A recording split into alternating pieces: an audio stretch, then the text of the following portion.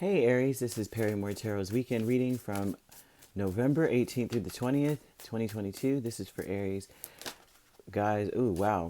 I'm so grateful you guys were patient with me because we finally got the sound in order. And I know that this week there's been so many delays. So, but we'll be back on track next week. Everything will be back. I usually do post everything the night before, and there have been so many delays with Wi-Fi and all this other stuff going on. But we are going to be back next week. So we have taking steps. We have angels of the four directions and commitment here. So there is a lot going on. Like I think that you're going to finally this weekend may be that you're going to be careful about committing to stuff. You know, like people are going to be like, oh, Aries, because you're so efficient. I mean, I've been seeing that a lot for you guys where you're just so efficient. Like you're so, um, you're, you're the responsible one. Even though fire energy, right? Impulsive, pioneer, blazing a trail, which is very true for Aries. You do what you want to do when you want to do it. But when you do, it becomes something that everyone's like, oh, Aries is so good at this. And they become very dependent on you being a self-starter. It looks like you're going to be very careful this time about committing to things. And if you're not, this is a call to you to be a little bit more cautious about stuff before you start something. The angels of the four directions are going to give you another chance to do something that you were undecided on.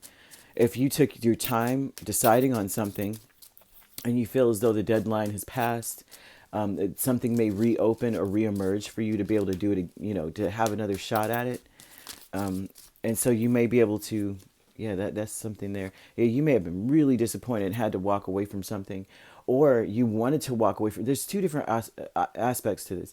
You may have committed yourself to something that you wanted to, you weren't sure about. Like it was something that you needed to put a lot of effort into, and you weren't sure if you wanted to do it or had like at the time you were like, yeah, actually I think I could do this. I know I have the power, the tenacity. I know I have the ability and the will to do it. So I'll commit to it.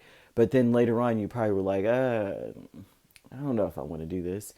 So you may have an opportunity this weekend to like revisit the choice, revisit this and say, you know what, I'm going to pass the cup. I'm done. There may be something like that. Or if you passed the cup and you wanted to do it, but you weren't sure you could, you have the opportunity to commit to it fully. So there's something about being able to revisit a choice. So you have hidden motivations, Four of Pentacles, Ten of Cups. You may this is you wanting to hold on to something that makes you happy, right? There's something about disappointment in this, like that you may have. It's like you have hope that maybe you could be happy about it again or something like that. But there's there's something here. It's all contingent. It looks like whatever this is, because the motivations, it's like you have to be very careful. You may not be telling everybody what. This looks like an energy of like being careful, not telling people about your contribution to something, or that you want to do something and you're not going to tell people. Like, like with this energy of commitment here, you get an opportunity to revisit this choice, or revisit an option, or revisit a direction that you may, you weren't sure about. It's like if you're gonna do it, you're gonna do it secretly. You're gonna like decide on your own first, and then you're going to put in your contribution, right? Or not put in your contribution. It's all up to you. It's all up to you. I don't think that you're gonna be bold and out there like, hey guys, this is what I'm gonna do, which is smart as I don't know what, to be honest with you. The conflict is what is the word that I'm looking for?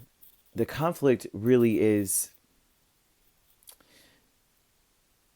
your reputation, right? What do you want to be known as? Because the thing is that it may be that whenever you do contribute to something, you end up being the only one doing it.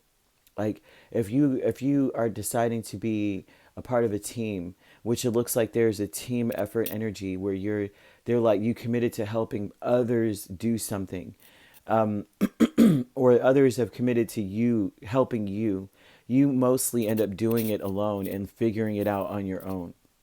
And so that's the conflict. Is like, what do you want to do? Do you want to be the person, and whatever in this team effort that does most of the work? So the conflict will be, do you conserve your energy and do for you, or do you work the whole project for the team?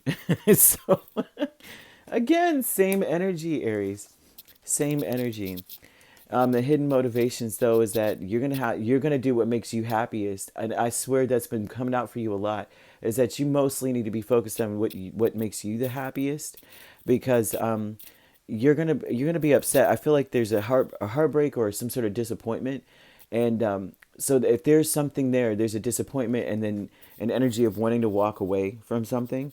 So they're more focused on spirits telling you you have a chance to look at this again. This time, when you consider your options, you need to be considering your happiness more than you're considering everyone else and how you can help everyone else. Because it looks like even if you choose to do the noble thing, which would be to help other people, you're going to do it by yourself. You're going to be alone in this. And they just want to make sure you understand that. You could be dealing with a Leo. Doesn't have to be. They're not really pinpointing signs as much. I'm not seeing energies of people as much as I'm seeing spirit telling you that if you have Leo in your chart, especially, or if you're dealing with a Leo, they're telling you to focus more on like what would make you the happiest. If it makes you happy to do the work by yourself and figure it out and go full force, if you feel like you can handle it on your own, they're like, if it makes you happy, go for it, right? But if it doesn't, and you've committed yourself to something and you're like, it's not making me happy at all, I'm doing it and I feel kind of like I want to walk away. Spirit's saying that if it makes you happy to be like, okay, I'm going to walk away, do it, right? Don't allow yourself to feel shame about that either, because they're telling you need to be very strategic when it comes to taking steps. It's very important that you realize that keep your goals in mind first. What do you want to accomplish first? And then go accordingly to that. Not just, you know what I mean? Like, see the end game, but not just, like how some of us we focus on the steps and not on the destination. And they want you to focus more on the destination and not the steps. So if the destination itself makes you happy, it's almost like that's where you get a chance to revisit it and say, okay, I actually do want this accomplished. I'll just do it since it needs to be done. No one else is going to be able to do it. There's something about that there, okay? If you'd like to book a personal reading with me, my links are on my page. Peace, love, and light. Take care.